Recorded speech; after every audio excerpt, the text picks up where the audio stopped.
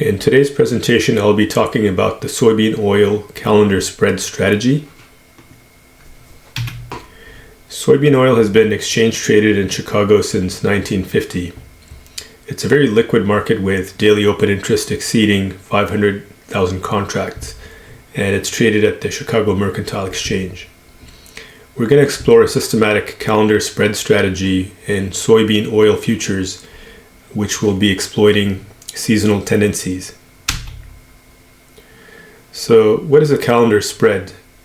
It's when you're simultaneously long and short in different expiration months for the same commodity. So for example, you could be long March soybean oil and short May soybean oil, and you're betting on changes in the term structure of a commodity, which is also known as the slope of the forward price curve. And I'm going to talk about this in detail in the next slide. And why do we want to trade calendar spreads? It's because there will be some capital efficiency with lower margin requirements.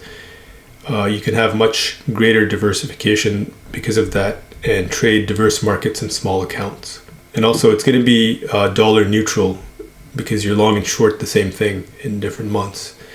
And that's going to give differentiated performance compared to trading the outright commodity.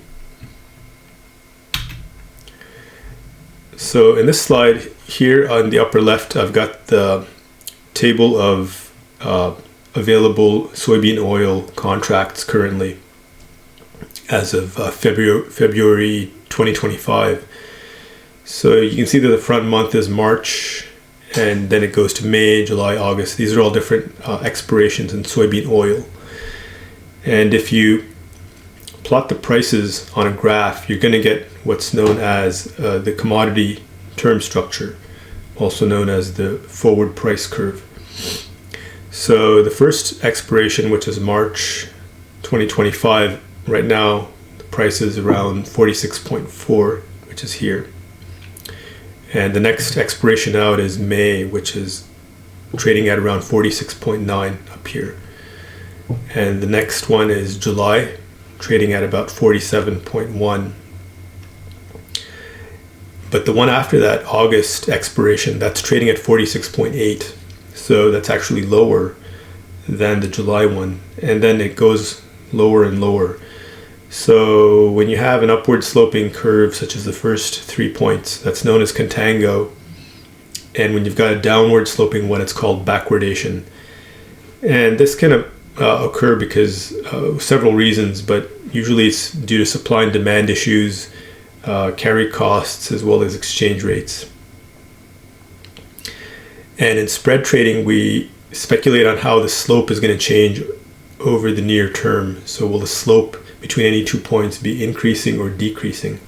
That's what we're speculating on.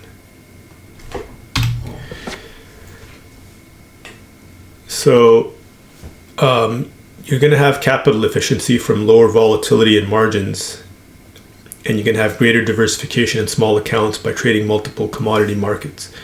So the first table here shows you the maintenance margin requirement. This is taken straight off of the Chicago Merc website.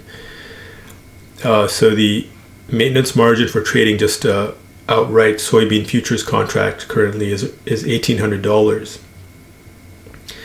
But the lower table here shows you the margin for trading a calendar spread in soybean oil. And this particular calendar spread is the maintenance margin there is only $150. So it's like a tenth of the margin of the outright.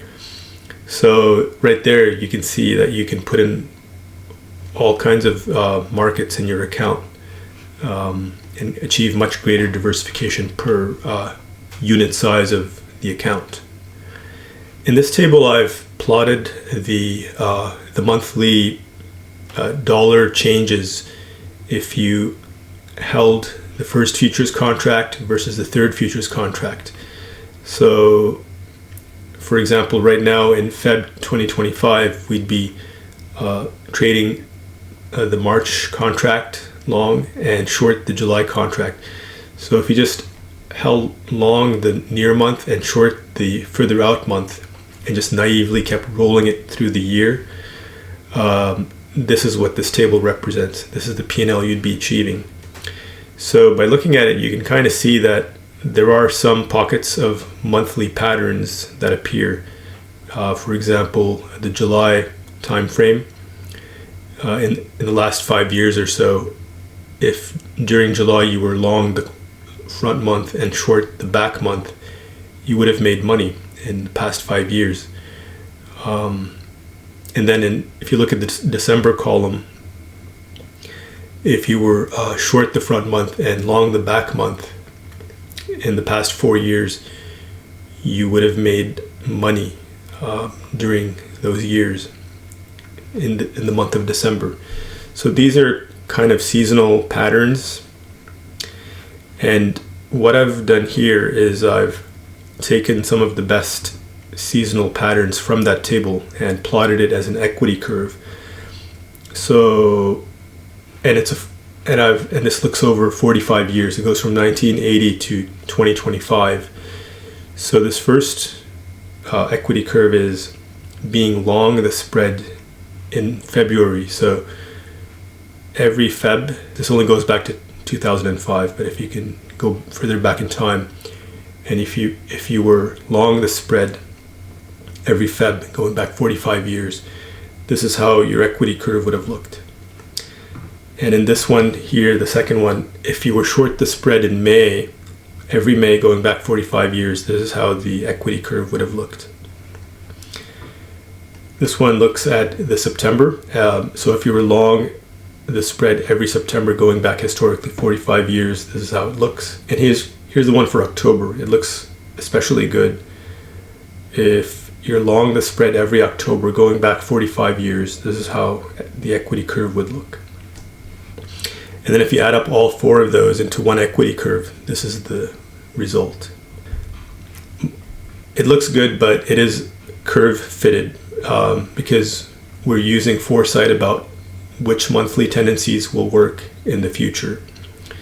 So you can kind of tell what's been working in the past, and you can kind of make a guess as to what might work in the future. But in reality, it's a very difficult endeavor to just discretionarily, pick and choose which month might be good or bad for which spread. So what we need to do is we need to look at an adaptive strategy that looks at rolling seasonality. That kind of takes the guesswork out of the whole thing. So we do a strategy where you predict the spread seasonal tendency based on the behavior of the spread in prior years in a rolling fashion. So, for example, if the spread has consistently widened during March in the trailing years, then you want to be long the spread in the coming March.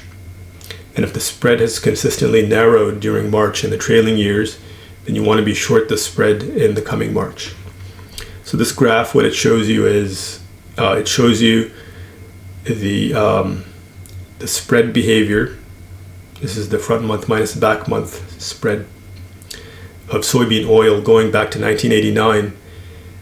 And you can see that from 1989 to about 2000, the spread was going up. And so the signal looks at this tendency that it's got an upward tendency. So the signal has been calculated based on that, and it's giving a +1 signal. It's above the zero line. So it's long. And then after about 2002 or so, the spread starts to go downwards. And so then the system, using its indicators, goes negative. So you've got a -1 signal from about 2002 to about 2020, around the COVID time, where the volatility picked up and the spread blew out to the upside. And the signal went long after picking up on that. And then the spread started trending down again after that. And so the signal became negative. So this is all calculated systematically. And this is what the backtest of that rule looks like. The gray line is the naive strategy where you're always long the front month and short the back month. So you can look at it as a benchmark. And the black line is the backtest of the strategy that I just showed you on the previous slide. So clearly there's something here to doing this kind of an adaptive rule. It does look good, but can we improve it even more with risk management? Because we do have a bit of a drawdown here and here.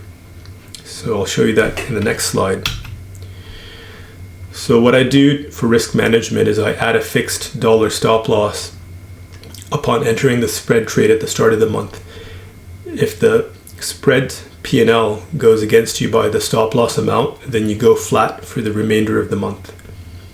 And when you apply that risk management, the equity curve goes from this to this. And you can see this drawdown here got muted quite a bit. So did this one here. And the overall P&L actually went up by a little bit as well. So it's a much better product. So in conclusion, seasonal tendencies do persist in the commodity markets, but they can change over time. We used an adaptive rule where we determine the seasonal bias on a rolling basis, and we trade in the direction of the prevailing tendency.